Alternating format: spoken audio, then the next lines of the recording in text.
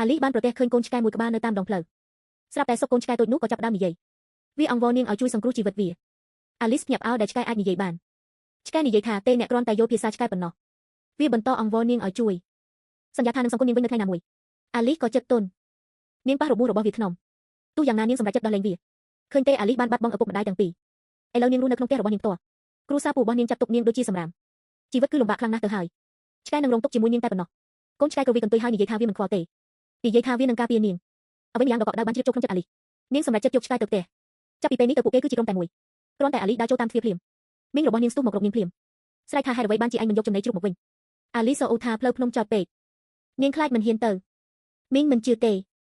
ចោត Alice ថាខ្ជិលច្រអូសស្ដីបន្ទោសនាងយ៉ាងខ្លាំងបន្ទាប់មកមីងឃើញអ្វីម្យ៉ាងកម្ដៅក្នុងកន្ត្រករបស់ Alice កូនឆ្កែតូចចង្កក់មួយក្បាលកំពុងគូននៅខាងក្នុងមីងខឹងយ៉ាងខ្លាំងទាមទារចង់ដឹងថា Alice រើឆ្កែនេថានេះមកពីណា Alice ក្រោកឈរហើយនិយាយថានេះជាផ្ទះរបស់នាងនាងចង់ចិញ្ចឹមឆ្កែនេះរឿងគឺថាផ្ទះនេះជារបស់ឪពុកម្ដាយនាងបន្ទាប់ពីពួកគាត់ត្រូវបានទឹកជំនន់ខណ្ឌយកទៅគ្រួសាររបស់នាងបានកាន់កាប់អ្វីទាំងអស់មីងសើចំអកដាក់មុខនាងនិយាយថាផ្ទះនេះមិនពាក់ព័ន្ធនឹង Alice ទៀតទេ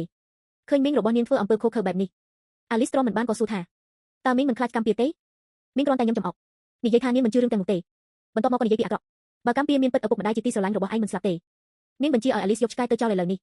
បើមិនអញ្ចឹងទេនឹងត្រូវបណ្ដឹងចេញទាំងខ្លួនឯងប្រឈមមុខនឹងស្ត្រីដ៏អាក្រក់នេះកូនឆ្កែតូចដែលស្ងៀមស្ងាត់ស្រាប់តែនិយាយឡើងឆ្កែវិញថាអ្នកហៅខ្ញុំថាឆ្កែខ្វក់អ្នកឯងទេដែលលោកខ្វក់និយាយតែមួយម៉ាត់ទៀតរឿងនឹងមិនល្អសម្រាប់អ្នកទេគ្រាន់តែឆ្កែនិយាយចប់ភ្លាមផ្សែងខ្មៅចាប់ផ្ដើមហុយចេញពីរាងកាយរបស់មីងស្នាមក្រហមលេចឡើងពេញស្បែករបស់នាងហើយក្លិនដ៏អាក្រក់សាយភាយពេញបរិយាកាសពេលនោះពូនិងបងប្អូនជីដូនមួយក៏ដើរចូលមកពួកគេគិតថាធុងលាមកផ្ទុះ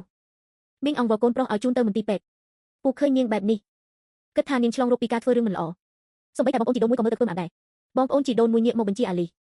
ឲ្យជូនមីងទៅមន្ទីរពេទ្យ Alice និយាយថាទេនិយាយថាមីងទទួលបានអ្វីដែលគាត់សមនឹងទទួល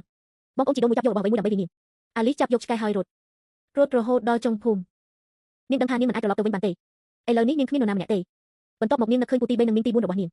ពួកគេគឺជាមនុស្សតែពីរនាក់ពុតក្រៅពីឪពុកម្ដាយនាងដែលចិត្តល្អកូនឆ្កែបែបនេះក៏ចាប់ដើមបញ្ចេញពន្លឺម្ដងទៀតភ្លាមនោះពូទី3និងមីងទី4ក៏លេចមុខនៅតាមផ្លូវពួកគេឃើញ Alice ហើយសួរថាហេតុអ្វីបានជាឯងនៅទីនេះតែម្នាក់ឯង Alice ប្រាប់ពួកគេគ្រប់យ៉ាងបន្ទាប់ពីបានស្ដាប់រឿងរបស់នាង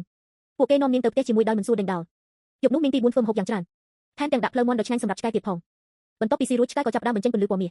មិនយូរប៉ុន្មានមីងទី4ទទួលបានទូរស័ព្ទអំពីបញ្ហានឹកស្ថានចិញ្ចឹមមាន់របស់ពូទី3 Alice សួរឆ្កែដោយភ័យព្រួយតើស្ថាននឹងមិនអីទេឆ្កែនិយាយថាជឿខ្ញុំចោះវានឹងមិនអីទេមនុស្សល្អនឹងទទួលបានផលល្អពិតមែនហើយពូទី3ត្រឡប់មកវិញដោយញឹមបិទមាត់មិនចិត្តជាមួយកន្ត្រកពោពេញដោយពងមាន់មីងទី4ស្រឡាំងកាំងតើរបស់ទាំងនេះបានមកពីណាពូទី3និយាយថាពេលគាត់ទៅដល់កសិដ្ឋាន Monster តែអស់ទៅហើយស្រាប់តែសុកពួកវាក៏ត្រឡប់មកវិញហើយគ្រប់គ្នាសុទ្ធតែពងបានពងមាន់ដែលមានពងក្រហមពីរពូទី3ហុចលុយដែលបានពីការលក់ពងមាន់ឲ្យមីងទី4ប្រាប់នាងឲ្យទិញខោអាវថ្មីឲ្យ Alice នៅថ្ងៃស្អែក Alice និយាយថានាងមិនត្រូវការខោអាវថ្មីទេគ្រាន់តែសុំកុំបណ្ដេញនាងនឹងឆ្កែចេញពូទី3សម្លឹងមើលនាងដោយក្តីអាណិតនេះគឺជាផ្ទះរបស់ឯងហើយមីងទី4មកក្បាលនិយាយថាទោះបីជា Alice ចង់ចាក់ចេញក៏នាងមិនឲ្យទៅដែរថ្ងៃបន្ទាប់មីងទី4ត្រឡប់មកពីផ្សារវិញជាមួយខោអាវថ្មីនិងសម្ភារៈប្រើប្រាស់នាងថែមទាំងសម្រេចចិត្តឲ្យ Alice ចូលរៀនវិញ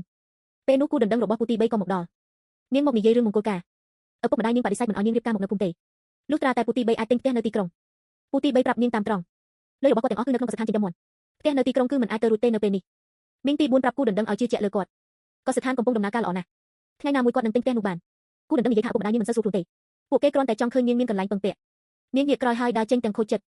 គ្រាន់តែនាងចេញទៅភ្លាមឆ្កែនាំ Alice ទៅដាំឈើមួយនៅទីធ្លាវាចាប់ផ្ដើមហិតកន្លែងមួយយ៉ាងខ្លាំងទៅជាមានអ្វីកប់នៅទីនោះពូទី3និងមីងទី4ក៏ចាប់ផ្ដើមជីកដែរពួកគេពិតជាបានជីកយកពាងមួយចេញមក